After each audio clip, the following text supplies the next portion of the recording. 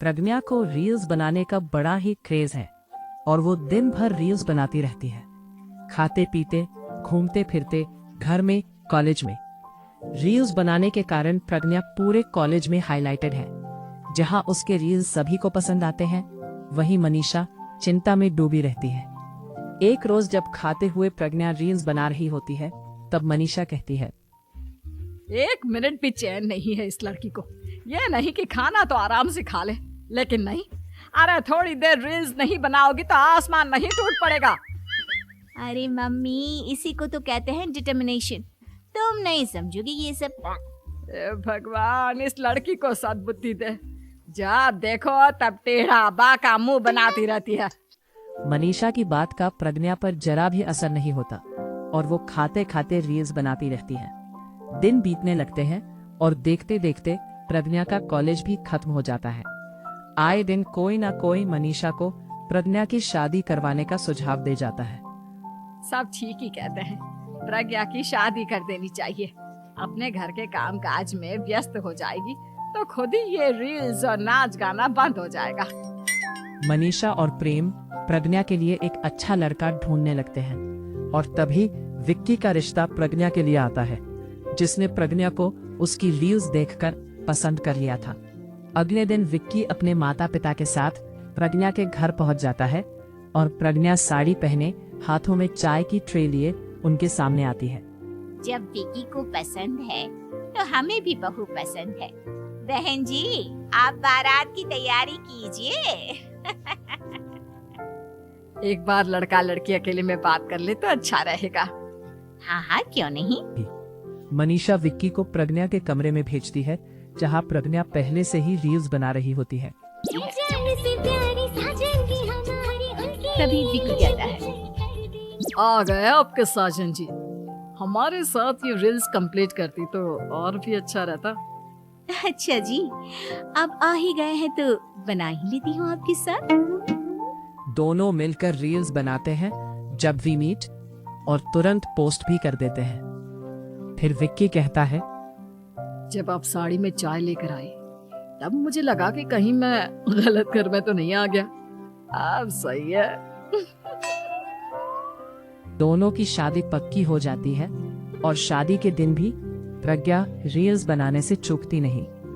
यहाँ तक कि बारात के समय भी नाचते हुए रील्स बनाती है, जान जी में होके। सभी लोग प्रज्ञा की तारीफ के फूल बांध देते हैं और प्रज्ञा नाचती गाती अपने ससुराल चली जाती है।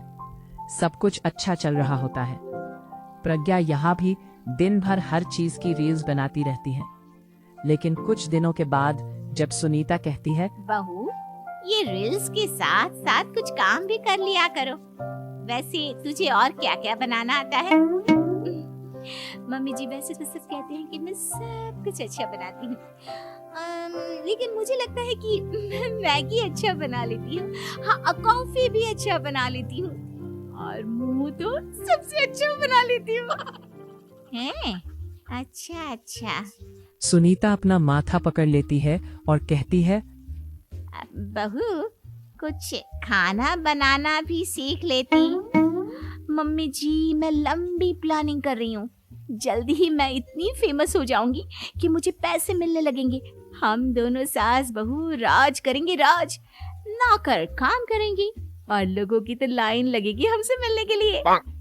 तेरा दिमाग खराब हो गया है क्या बहू? हंसी मजाक तक ठीक है, लेकिन इस तरह घर नहीं चलते। जितना जल्दी हो इस घर के तौर तरीकों को सीख लो। प्रज्ञा मुंह घुमाकर चली जाती है और तुरंत उसी वक्त एक रील बनाती है। ये देख सुनीता का गुस्सा 7वें आसमान पर चला जाता है और विक्की के घर आते ही सुनीता उसे सब कुछ बताती है। विक्की भी अब प्रज्ञा की इन हरकतों से परेशान हो जाता है। तुम टेंशन मत लो मामा, मैं देख लूंगा। विक्की कमरे में जाता है तो देखता है कि प्रज्ञा रील्स बना रही है। विक्की बड़े ही प्यार से प्रज्ञा से कहता है, प्रज्ञा, इन सब के लिए मैं तुम्हें मना नहीं कर रहा हूँ, लेकिन फिर भी हर वक्त तो ये अच्छा नहीं लगता ना। समझने की कोशिश करो। मुझे भी तुम्हारा थोड़ा वक्त चाहिए। मैं जब ऑफिस से आता हूँ तो मुझे समय देने की जगह इसी में लगी रहती हूँ। तुम ज्यादा ही सोच रहे हो। तुम भी मेरे साथ रील्स बनाओ ना, तुम्हें भी बहुत अच्छा लगेगा। तुम्हें इज्जत से कोई बात समझ में नहीं आती क्या? दिमाग खराब हो गया है तुम्हारा इस चकाचौंध से। अगर तुमने अपना रवैया नहीं बदला तो मैं तुमसे दूर चला जाऊंगा। तुम ही रिश्ता लेकर आए थे, मुझे लड़कों की कमी नहीं थी और ना आज है। विक्की दरवाजा पटक कर चला जाता है। धीरे धीरे विक्की प्रज्ञा से दूर होता जाता है। एक रोज मनीषा प्रज्ञा के ससुराल उससे मिलने जाती है।